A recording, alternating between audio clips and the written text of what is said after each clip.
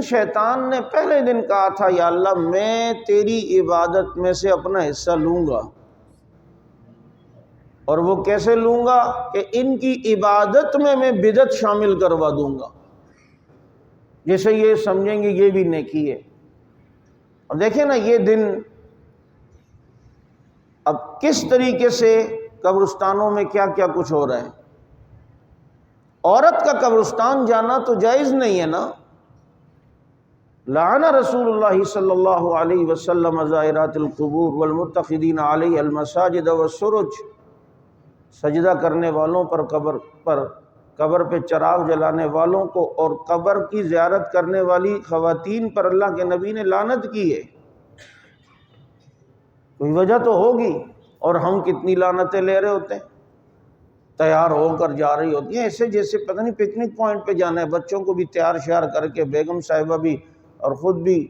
Cotton شاٹن کے خوشبو لگا کر، اور ایسے پھر جناب ادھر قبرستان میں دیکھیں ماشاءاللہ پکوڑے والا ادھر پکوڑے بیچ رہا ہوتا ہے، سموسے والا وہاں سموسے، پاپڑ والا وہاں پاپڑ بیچ رہا ہوتا ہے، کوئی گنڈیریاں بیچ رہا ہوتا ہے، جیسے پتہ نہیں کوئی گارڈن میں آئے ہوئے یا کہاں آئے ہوئے، اور یہ نہیں پتہ کہ جو شخص قبرستان میں ہنستا ہے تو یہ ڈر ہے کہ منافقت کی موت مرے گا،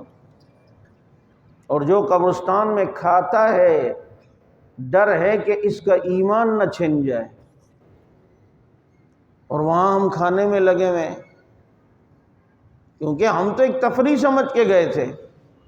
عبادت سمجھتے تو مفتی شفیع صاحب رحمۃ اللہ علیہ یہ بات کوئی عاشق رسول ہی کہہ سکتا ہے،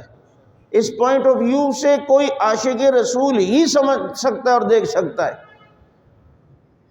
حضرت نے لکھا کہ ساری زندگی اس رات میرے نبی ایک مرتبہ شب برات قبرستان گئے تھے، تم بھی ساری زندگی میں ایک دفعہ جا کر سنت پر کمال درجے پہ عمل کرو، کمال درجے پہ۔ دیکھو نا ایسے لوگ بھی ہیں،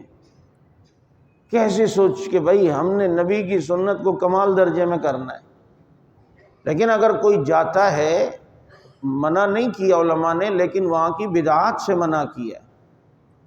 اب دیکھیں اوپر موم بتیاں لگائی ہوئی ہیں، اگربتیاں لگائی ہوئی ہیں، یہ کیا ہے؟ ایقاد النار علی القبور فمن رسوم الجاہلیہ، فتاوی عالمگیری میں کہ قبروں پہ چراغ جلانا یہ زمانے جاہلیت کی رسمیں یہ ابو جہل لوگ کرتے تھے، اور ایک حدیث میں کہ اللہ کی نظروں میں سب سے برا آدمی وہ ہے کہ